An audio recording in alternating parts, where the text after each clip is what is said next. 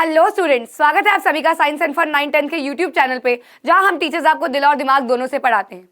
तो मैं जल्दी जल्दी बात करूंगी आज, क्योंकि मैं आपके लिए लेके आई हूं आज एक बहुत ही अहम टॉपिक, चैप्टर नंबर 1 सिविक्स के पावर शेयरिंग का, और वो है आपका एथनिक कॉम्पोजिशन। जितना भी मैंने अभी ऑफलाइन सेंटर्स में प्री बोर्ड्स में देखा है, उसमें इसके ऊपर एक क्वेश्चन आ रहा है 3 नंबर में, एथनिक कॉम्पोजिशन को बताते हुए, चाहे वो बेल्जियम की पूछी जा रही है या फिर वो श्रीलंका की पूछी जा रही है। तो मैंने सोचा क्यों ना बच्चों को 10 मिनट्स के कॉन्सेप्ट में यही 2 सवालों के जवाब दे दिए जाए। तो बिना टाइम वेस्ट किए हम शुरू करते हैं आज का टॉपिक, जो कि है ethnic composition from the chapter power sharing. तो देखिए बेटा, इस टॉपिक को शुरू करने से पहले हमें समझना पड़ेगा एथनिक का मतलब, कि एथनिक ग्रुप होता क्या है। तो बेटा, एथनिक ग्रुप क्या होता है? ऐसे मेंबर्स जिनको हम आइडेंटिफाई करते हैं, जो शेयर करते हैं common religion, common culture, common language, उन्हें हम एक ग्रुप में बांट देते हैं और उसे हम कहते हैं एथनिक ग्रुप। एथनिक मतलब आपका कल्चर, रिलीजन, लैंग्वेज, कपड़े पहनने का, ड्रेसिंग, ये सब का सब आपको क्या करता है? एक दूसरे से अलग करता है। किसी का कुछ खाने का स्टाइल है, किसी का कुछ पहनने का है, किसी का कोई कल्चर, कोई त्योहार है, किसी का कोई रिलीजन है, कोई और भाषा है। ये बना देते हैं, ये बांट देते हैं लोगों को अलग अलग एथनिक ग्रुप्स में, और यही हुआ बेल्जियम में और श्रीलंका में। तो बस आओ देखते हैं। सबसे पहले हम देखेंगे बेल्जियम के बारे में। सबसे पहले 3 नंबर में एथनिक कॉम्पोजिशन बनानी आ सकती है। इसी वीडियो के अंत में मैंने 2-3 इंपॉर्टेंट क्वेश्चंस कराए हैं जो इस टॉपिक में से बनते हैं, तो वीडियो को एंड तक जरूर देखना। आओ बेल्जियम को शुरू करते हैं। बेल्जियम को पहले हम समझेंगे इसकी लोकेशन के बारे में। सबसे पहले ये एक छोटी सी कंट्री है वेस्टर्न यूरोप में, ठीक है, छोटी सी कंट्री है। इसको हमने कंपेयर भी किया है हमारे इंडियन स्टेट हरियाणा से। तो छोटी सी ये कंट्री है। ये बॉर्डर शेयर करती है France, Netherlands, Germany and Luxembourg से, ठीक है। ये इसके बॉर्डर्स में है, बॉर्डर्स। नाउ एरिया बता दिया मैंने आपको, इंडियन स्टेट हरियाणा जितना एरिया है, और पॉपुलेशन की अगर हम बात करें तो 1 करोड़ से थोड़ी सी ऊपर है ये पॉपुलेशन होगी। तो कहाँ है, किसके साथ इसका एरिया है, किसके साथ इसके बॉर्डर्स है, एरिया कितना है और कितनी पॉपुलेशन है, ये तो कवर हो गया बेल्जियम का। अब हम बात करते हैं इसकी एथनिक कॉम्पोजिशन के बारे में। ये जो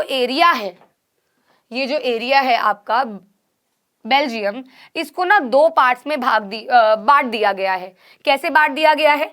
पहली बात तो 59% जो है वो फ्लेमिश रीजन में पाए जाते हैं। देखो बेटा, जो आपकी बेल्जियम है ना, बेल्जियम को बांट दिया 2 रीजन में। एक हो गया आपका फ्लेमिश रीजन और एक हो गया आपका वेलोनिया रीजन, ठीक है। 2 भाग है, जैसे हमारे यहाँ पे डिस्ट्रिक्ट्स होती हैं अलग अलग यार, तो ये 2 भाग है, फ्लेमिश एंड आपका कौन सा हो गया? वेलोनिया। अब अगर हम बात करें तो फ्लेमिश रीजन में पाए जाते हैं 59% लोग जो कौन सी भाषा बोलते हैं? डच भाषा बोलते हैं, ठीक है बच्चों। अनदर 40% जो है वो वलोनिया रीजन में रहते हैं। तो वलोनिया में हो गए 40% लोग, और वो कौन सी भाषा बोल रहे हैं जी? वो बोल रहे हैं फ्रेंच भाषा। तो रिमेनिंग 1% जो है वो बोलते हैं जर्मन भाषा। तो वो एक इग्नोरेबल अमाउंट है, तो उसको हम इग्नोर ही कर देते हैं। आप लिखेंगे कॉम्पोजिशन में, आप लिखेंगे कि भैया 1% जो है वो जर्मन भाषा बोलने वाले लोग हैं। लेकिन अगर हम मेजर देखें तो 2 रीजन में बट गया Belgium, Flemish and Wallonia. Flemish में है 59% लोग जो कि डच भाषा बोलते हैं, और यहाँ पे है 40% लोग जो कि फ्रेंच भाषा बोलते हैं। तो ये इसका चार्ट है, ये इसका एरिया है, ये आपका फ्लेमिश रीजन हो गया और ये आपका वेलोनिया रीजन हो गया। अब ये तो था भैया बेल्जियम। अब इसकी कैपिटल सिटी है Brussels. In the capital city of Brussels 80% लोग जो है, अभी ब्रुसेल्स क्या हो गई यहाँ पे? ब्रुसेल्स हो गई बेल्जियम की कैपिटल। यहाँ पे 80 और 20 का रेशियो बटा हुआ है, कोई रीजन नहीं है एसएच, 80% और 20%। अब आप ध्यान से देखना, यहाँ पे फ्लेमिश यानी कि डच भाषा बोलने वाले लोग जो थे वो मेजॉरिटी में थे। यहाँ पे डच भाषा बोलने वाले जो लोग हैं वो है माइनॉरिटी में, सिर्फ 20% लोग हैं। यहाँ पे फ्रेंच भाषा बोलने वाले लोग थे माइनॉरिटी में, और यहाँ पे फ्रेंच भाषा बोलने वाले लोग हैं मेजॉरिटी में।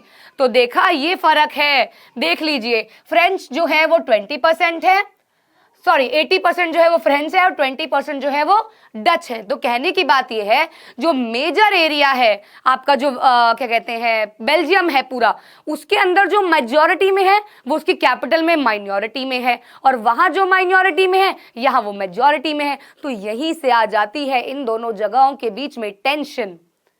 आइए देखते हैं। The minority French speaking community was relatively rich and powerful. जो माइनॉरिटी है पीछे वो क्या है, रिच। प्रॉब्लम बता रहे हैं, प्रॉब्लम क्या है, वो क्या है कि भैया वहां पे जो मेजॉरिटी में है ना वो बल्कि पुअर है, जो माइनॉरिटी में है वो रिच और पावरफुल है। This was resented by the Dutch speaking community who got the benefit of economic development and education much later. तो वहां पे टेंशन इसी बात की कि हम तो मेजॉरिटी में है जी, तो हमें क्यों नीचे रखा जा रहा है, वो माइनॉरिटी में है, वो रिच है और वो पावरफुल है। This led to tensions between the Dutch-speaking and French-speaking communities during the 1950s and 60s. The tension between the two communities was more acute in Brussels. Brussels में भी थी, लेकिन बेल्जियम में जो प्रॉब्लम थी वो थोड़ी ज्यादा थी, वो एरिया वाइज बड़ा है, वहां प्रॉब्लम ज्यादा थी, क्योंकि बेल्जियम में जो माइनॉरिटी है वो एक्चुअली रूल कर रही है, तो मेजॉरिटी वालों को हो रही थी प्रॉब्लम। तो ये थी पूरी बेल्जियम की आपकी एथनिक कॉम्पोजिशन, बेल्जियम और साथ में उसकी कैपिटल की ब्रुसेल्स की। अब हम बात करते हैं श्रीलंका के बारे में। श्रीलंका के बारे में अगर हम बात करें तो इनके बारे में हम देख लेते हैं, इनका लोकेशन वगैरह। तो ये एक आइलैंड नेशन है जो सदर्न कोस्ट ऑफ तमिलनाडु में पाया जाता है। यहाँ की पॉपुलेशन अबाउट 2 करोड़ है। यहाँ पे like other Nations in the south Asia region, Sri Lanka has a diverse population. Diverse मतलब अलग अलग, वही कल्चर रिलीजन वाली population. Sri Lanka has diverse population. अगर हम बात करते हैं इसकी एथनिक कॉम्पोजिशन की, इसकी एथनिक कॉम्पोजिशन अगर हम देखें तो यहाँ पे तमिल बोलने वाले लोग हैं और सिन्हाला बोलने वाले लोग हैं। ये 2 लैंग्वेज हैं, ये 2 भाषा हैं। तमिल के 18% और सिन्हालास के जो है वो 74% लोग हैं। अब अगर हम तमिल स्पीकर्स की बात करें 18%, तो यहाँ 2 टाइप के तमिल्स पाए जाते हैं। एक होते हैं बेटा जी इंडियन तमिल्स और एक होते हैं बेटा जी श्रीलंकन तमिल्स। श्रीलंकन तमिल्स कौन से हो गए, जो पैदा ही वही हैं, वहीं पे वो पले बड़े हैं, वो श्रीलंकन तमिल्स हो गए, और वो हैं आपके 13% इन नंबर। इस 18% को बांटा गया है, ठीक है, ये 13% इन नंबर है। और वहीं अगर हम बात करें इंडियन तमिल्स कौन से हैं, जिनके फोर फादर्स इंडिया से यहाँ आए थे। कहाँ आए थे, श्रीलंका में, क्या करने, काम करने, प्लांटेशन करने, लाइवलीहुड कमाने, और यहीं रह गए। तो वो थे इंडियन तमिल्स और वो थे 5% इन नंबर। 18 को 13 और 5 में बांट दिया गया। तो Sri Lankan Tamils and Indian Tamils.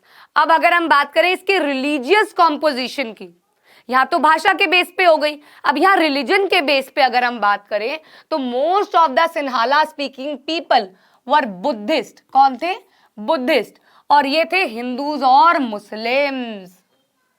तो सिन्हाला जो थे वो क्या थे, बुद्धिस्ट को फॉलो करने वाले थे। There are also about 7% Christians who are both Tamil and Sinhala. तो क्रिश्चियनिटी भी थी यहाँ पे, क्योंकि अगर आप देखो तो यहाँ टोटल जो बनता है वो आपका कितना बनता है, 18 और 74 92% बनता है। इसमें से 7% क्रिश्चियंस भी थे। यहाँ पे अगर आपको लिखना है तो 7% जो थे वो क्रिश्चियंस थे, और बाकी के जो 1% आप कहोगे वो कौन है भैया, 1% तो बच गया, तो वो कोई भी इंडियंस हो गए, कोई भी हो गए जो आते हैं रह जाते हैं वो सारे, तो वो यहाँ पे नहीं मेंशन। लेकिन 18% तमिल स्पीकर्स हैं, सिन्हालाज हो गए 74% और क्रिश्चियंस हो गए 7%। तो this is the ethnic composition of Sri Lanka. देखिए बेटा, बेल्जियम ने तो अपनी एथनिक स्ट्रगल को संभाल लिया था, कैसे वो तो मैं आपको होमवर्क में दूंगी आज, लेकिन श्रीलंका में हो गया था बहुत ही ज्यादा बवाल और यहाँ पे क्रिएट हुई थी सिविल वॉर। जब हम ये चैप्टर फुल फ्लेज करेंगे हम सब पढ़ेंगे, लेकिन आज के इस टॉपिक में तो मैं आपके लिए कॉम्पोजिशंस लेके आई हूं जिसमें से 3 नंबर का सीधा सीधा क्वेश्चन आपका निकलता है। ठीक है बेटा, तो आइए अब बात कर लेते हैं कुछ ऐसे क्वेश्चंस की जो इस टॉपिक में से आते हैं निकल के। सबसे पहला क्वेश्चन, आपको डिस्क्राइब करना है geographical and ethnic composition of Belgium. तो ज्योग्राफिकल कॉम्पोजिशन मैंने आपको बताया कि भैया एक छोटी सी कंट्री है ये, इसका एरिया हमने हरियाणा से मेजर किया हुआ है, पॉपुलेशन जो है वो 1 करोड़ से थोड़ी सी ऊपर है, और किस किस एरिया से बॉर्डर शेयर करता है। ये तो आपका आ गया ज्योग्राफिकल से। एथनिक में आपका वही सारा आ गया कि भैया क्या होता है बेल्जियम में, 2 रीजन्स हो गए, फ्लेमिश हो गया और वेलोनिया हो गया। फ्लेमिश में 59% लोग हो गए, क्या बोलते हुए हो गए बच्चों, दे स्पीक डच लैंग्वेज। और वही 40% हो गए वेलोनिया रीजन में फ्रेंच भाषा बोलते हुए लोग, और बाकी के 1% हो गए जर्मन भाषा बोलते हुए लोग। वही अगर हम ब्रुसेल्स की बात करें तो कैपिटल सिटी है बेल्जियम की, हाँ उल्टा है, आपको याद ऐसे करना है ना, 80-20 तो याद हो गया। जो वहां पे मेजॉरिटी में था दैट इज डच जो थे, वो यहाँ पे माइनॉरिटी में है, वो 20% है, और जो वहां पे माइनॉरिटी में था वो यहाँ मेजॉरिटी में है, यानी कि 80% यहाँ पे फ्रेंच स्पीकिंग है। सिंपल सी खेल है, ब्रुसेल्स में जो मेजॉरिटी है वो यहाँ पे माइनॉरिटी है। इसीलिए बेल्जियम एक ऐसी कंट्री है जहां वेरियस डाइवर्सिटीज पाई जाती है on the basis of language. Dutch speaking people जो है वो मेजॉरिटी में है इन द कंट्री, लेकिन माइनॉरिटी में है in the capital city of Brussels. देखिए ये 5 नंबर के अकॉर्डिंग इसका आंसर है। मेरे पास डंडे मत लेके आ जाना कि आपने तो 3 नंबर का कहा था। वहां पे आपसे एथनिक कॉम्पोजिशन पूछेंगे तो सिर्फ 3 नंबर की आएगी, ज्योग्राफिकल पूछेंगे तो सिर्फ 3 नंबर की आएगी। यहाँ दोनों में मैंने आपको इस एक ही स्लाइड में 2 क्वेश्चन अलग अलग कवर कर दिए हैं, ठीक है बेटा। Now question number 2 is what was the cause of tension between Dutch speaking. क्या टेंशन थी, हाँ भाई क्या टेंशन थी? टेंशन ये थी कि जो भैया जो कंट्री है वहां जो मेजॉरिटी में है वो कैपिटल में माइनॉरिटी में है, तो यही सबसे बड़ी एक टेंशन थी इनके बीच में। सिंपल सी बात है। तो minority French speaking community was relatively rich and powerful. वो भैया वो कह रहे थे ये तो माइनॉरिटी में और ये हम पे भैया रूल जमा रही है, तो ये टेंशन का कारण बन गया, और टेंशन का सॉल्यूशन भी आ गया। लेकिन इस यहाँ पे टेंशन का सॉल्यूशन आ गया 4 पॉइंट में। ये आपका होमवर्क है, मेरे को आपसे पूछना है ये। अगला है describe the geographical and ethnic composition of Sri Lanka. आ गया, श्रीलंका के बारे में आप ज्योग्राफिकल बताएंगे, कहाँ है, तमिलनाडु में है, कितनी पॉपुलेशन है। अब कॉम्पोजिशन की अगर हम बात करेंगे तो सिंपल सी कॉम्पोजिशन है इसकी भी। 74% सिन्हालाज हो गए, 18% आपके तमिल हो गए, और यहीं पे आप लिख सकते हैं कि 7% आपके कौन हो गए, क्रिश्चियंस भी हो गए। फिर तमिल स्पीकर जो थे वो आगे 2 पार्ट में डिवाइड किए गए, Sri Lankan Tamils and Indian Tamils, ठीक है ना। अब यार देख लो आप, सिंपल सी बात है यार, सिन्हालाज है 74%, तमिल्स है 18%, तमिल्स भी 2 हो गए, इंडियन और श्रीलंकन। फ्लो चार्ट से जल्दी याद होता है, ठीक है ना। इंडियन एंड श्रीलंकन ये 5% हो गए।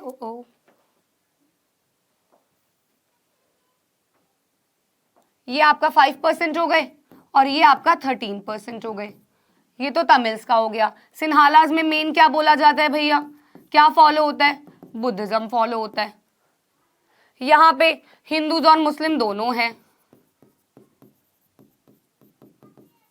ये रिलीजन भी हो गया इनका, यहाँ खत्म हो जाता है। फ्लो चार्ट से भी आप याद करोगे तो भूलोगे नहीं, कभी भी नहीं भूलोगे। फ्लो चार्ट से आप याद करोगे तो बस सिंपल सी बात है। अभी आपको क्या करना है, एक होमवर्क क्वेश्चन मैं आपको दूंगी, ये होमवर्क क्वेश्चन है आपका।